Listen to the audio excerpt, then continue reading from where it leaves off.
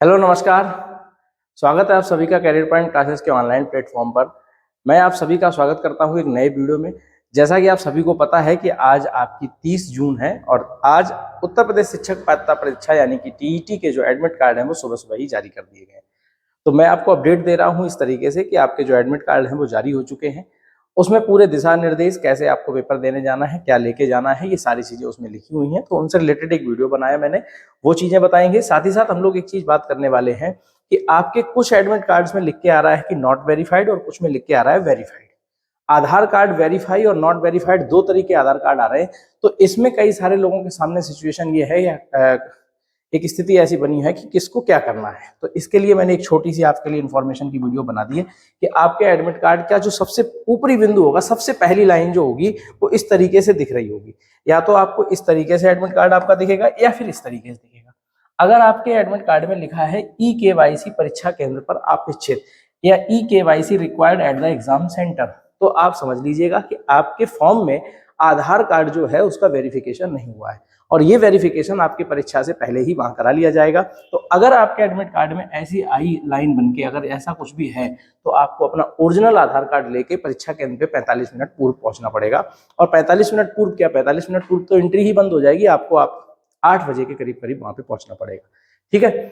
अगर आपके आधार कार्ड में आधार सत्यापित, आधार वेरीफाइड ग्रीन कलर से लिख के आया तो समझ लीजिए कि आपको ग्रीन सिग्नल मिल गया है कि आपके फॉर्म में कोई किसी तरीके की दिक्कत नहीं है, आप अपना बढ़िया तरीके से पेपर दीजिए जाके। ठीक, तो ये इनमें डरने घबराने वाली बात नहीं है, किसी का पेपर नहीं छूटेगा। अगर आपके रेड कलर से ये सिंबल आया है तो आपको वहां जाके अपना आधार का जो वेरिफिकेशन है वो वहीं पे करवाना है। ठीक, ये आपके लिए एक सूचना हो गई।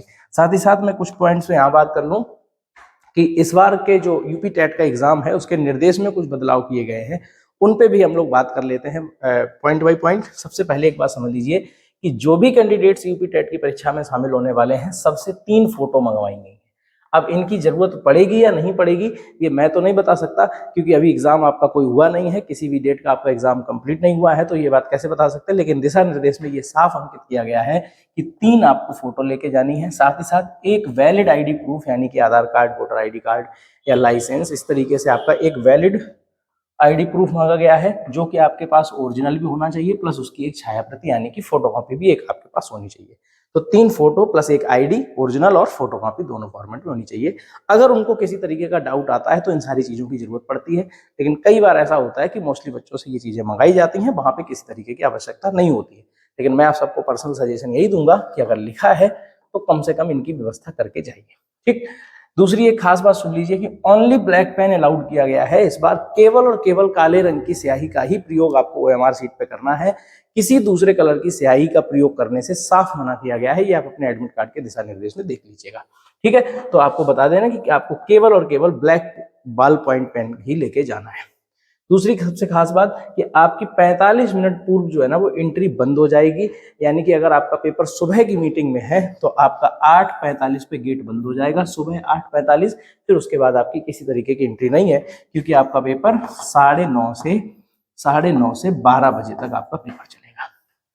सेकेंड पाली में अगर आपका पेपर है तो 1:45 पे आपकी एंट्री बंद हो जाएगी और 1:45 के बाद 45 मिनट यानी कि 2:30 से 5 आपकी सेकेंड पाली में पेपर चलेगा।